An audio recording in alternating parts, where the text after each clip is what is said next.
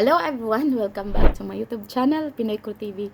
So, ang pag-usapan natin ngayon ay kakaiba, hindi relax muna tayo sa politics. Ito lang, nakatawag pansin lang sa akin yung about sa Miss Grand International. Kasi nung una, nagbibigay din naman ako ng reaction about Miss Universe, Miss Grand, at saka yung Binibining Pilipinas, at iba pang mga binibini. So, ngayon, ayoko na sana kasi meron na akong ito yung about sa politics.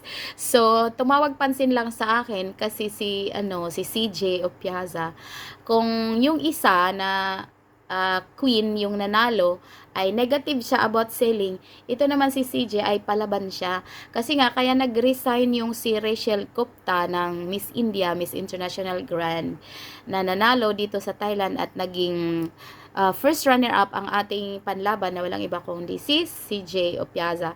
So, marami siyang mga sinabi na binalahura daw siya, hindi siya nirespeto, at higit sa lahat yung inayawan niya ay yung pinapagbebenta daw siya ng mga chili paste, mga chili sauce, yung ganon, na yung feeling niya cheap daw, kachipan para sa kanya. So, kaya nag-resign siya, or yun na, nag-resign, at dinethrone din siya ng MGI International. So ngayon, ang ating first runner-up, siya yung pumalit.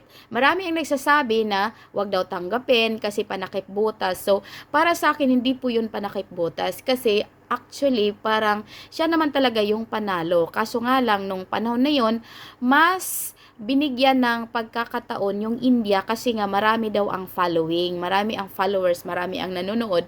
Kasi during that time na competition, parang nadala yung mga Pilipino ba na ayaw na nilang manood ng Miss Grand International kasi nga cooking show.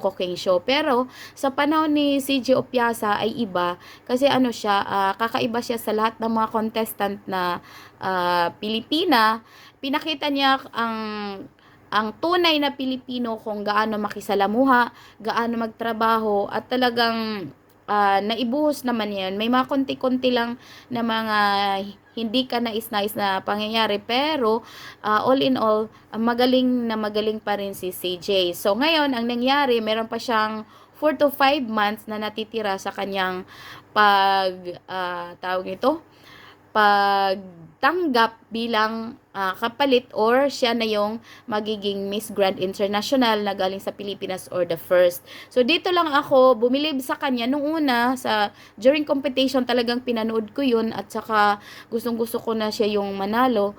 Kaya lang hindi tayo judge, so hindi siya nanalo. At least first runner-up siya, at alam ko na mahal siya ng mga fans na mga Thai dito sa Thailand. Kasi wala siyang kaarte-arte sa kanyang katawan, at saka ang galing niyang makisama. So sabi naman ng iba, nagko-comment na ang mga Pilipino kasi magaling makipagplastikan. Pero para sa akin, parang hindi naman plastic yung ugali niya. Talagang mabait siya. So ito yung napabilib sa akin nung tumingin ako dito sa Facebook ko. Kasi nga, yung isa, gusto niya ng $1,000 ba yun? Or $2,000 to $5,000 na talent fee daw. Nasabi ni Nawat, hindi daw niya afford. At saka, yung si Miss India, nakita ko naman na talagang ano siya, masarap kumain. Sarap na sarap siya kumain. So, kaya, ano daw, tawag nito, nanonotice daw ni Mr. Sawat na tumataba siya. Kasi sobrang, sobrang payat nung siya ay nanalo. Hindi rin pala payat kasi nga meron pa siyang mga nakikita sa legs niya na mga parang sobra-sobra na mga laman. Kasi yun yung napuna ng mga taga Myanmar na yung nanalo daw ay mataba, tapos yung kanila ay second runner-up lang daw na sexy naman. So, may attitude din. May mga attitude. So, dito tayo. Ito sabi ni Seiji naman, I'm ready to work. I'm ready to sell. Let's sell everything and make money. O, diba? Palaban, sabi ni Christine Jillian Opiaza, or kilala na CJ Opiaza ng Pilipinas. Siya ngayon ang Miss Grand International, at bukas ay magkakaroon ng formal na coronation para sa kanya. Sana ay bongga din kasi nag-assume lang siya. At iyon ay nasa kasulatan, at kahit anong mga pa-contest kapag hindi perform na kanyang duty or something happened to the winner, the first runner-up will take over. So, trabaho niya yun. Hindi pinasa lang sa kanya, hindi siya yung tinatawag ng mga Pilipino na wag kasi ganito, ganun.